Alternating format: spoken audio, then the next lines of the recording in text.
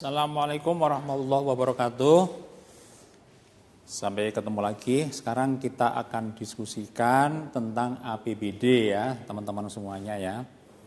Nah, inilah bedanya kalau daerah otonom itu dia bisa membuat APBD, bisa membuat anggaran sendiri. Beda kalau itu wilayah administrasi atau prefektur. Kalau prefektur itu hanya melaksanakan perintah dari pemerintah pusat. Nah, karena provinsi, kabupaten, kota adalah daerah otonom, maka dia bisa membuat anggaran secara mandiri. Nah, sekarang sumbernya dari mana?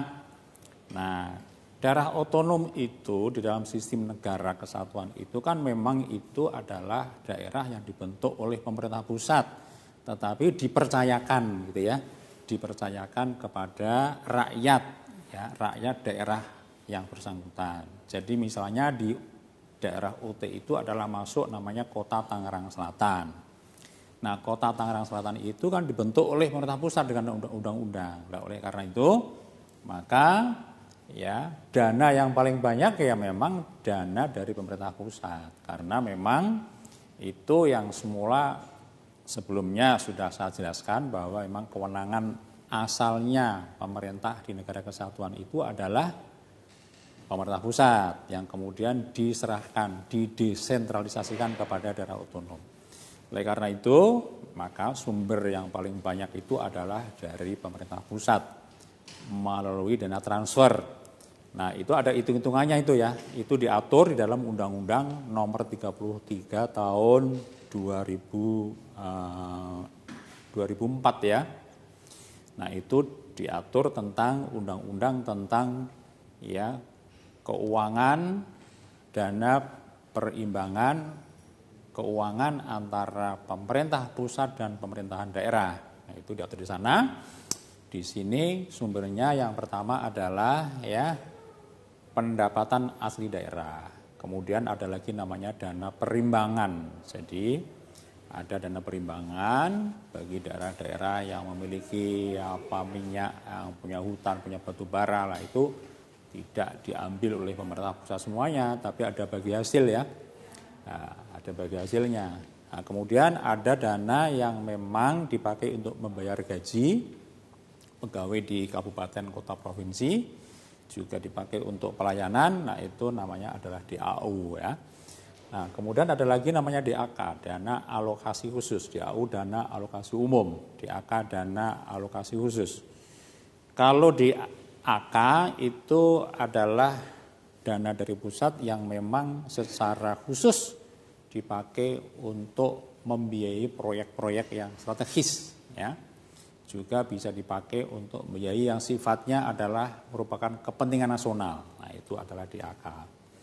Kemudian juga ada lain-lain. Lain-lain itu apa ya? Ada apa dari hutang, dari hibah, dari pendapatan kalau daerah punya usaha ya, punya BUMD, nah itu masuk lain-lain.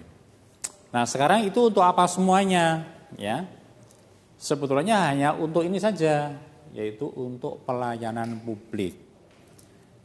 Hanya istilah-istilahnya itu nanti macam-macam. Tetapi ini saya sampaikan dari sisi sainnya ya, dari sisi ilmunya ya. Kalau istilah itu kan dikarang-karang aja nanti ya. Setiap daerah beda, setiap undang-undang juga ngomong beda. Itu kan bisa dibikin-bikin, namanya adalah nomenklaturnya itu. Tapi secara saintifik, secara keilmuan, jadi bahwa belanja itu adalah untuk public service. Tetapi Anda, mahasiswa jangan kacau ketika mendengar peran publik itu adalah pemerintah daerah membuka kantor gitu ya. Kemudian ada petugas di situ, kemudian melayani orang datang. Itu bukan pelayanan publik itu namanya, itu pelayanan kantor namanya ya. Yang dimaksud dengan pelayanan publik itu adalah delivery itu menyampaikan barang publik dan jasa publik. Nah, ini yang penting ini ya. Supaya nanti saya juga paham, kalau jadi bupati, jadi gubernur, jadi wali kota, jadi presiden itu tidak ngaco seperti sekarang ini. Pelayanan publik kok pikirannya kok pelayanan kantor, itu beda ya. Jadi pelayanan publik itu maksudnya negara atau dalam konteks sekarang ini adalah pemerintah daerah, itu memberikan barang publik dan jasa publik. Barang publik itu apa? Jalan, itu barang publik. Kebalikannya adalah barang privat. Barang privat apa? Jasi, ya, pulpen, jas, baju, itu namanya barang privat. Jasa publik, contohnya apa? Ya, contohnya adalah pos, itu jasa publik. Kemudian apa? Kesehatan, pendidikan, itu jasa publik. Ya. Kalau jasa privat apa? Gojek, nah itu adalah jasa privat. Nah, tugas negara, pemerintah daerah itu adalah memberikan barang publik dan jasa publik. Nah, itu apa saja?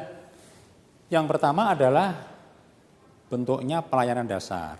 Jadi, pelayanan dasar itu contohnya apa? Pendidikan, perawatan kesehatan, jalan raya, lampu penerangan jalan, itu namanya adalah barang publik dan jasa publik berupa pelayanan dasar. Yang kedua adalah pembangunan. Tapi pembangunan ini adalah pembangunan ya sarana prasarana ekonomi yang bisa menumbuhkan ekonomi rakyat ya.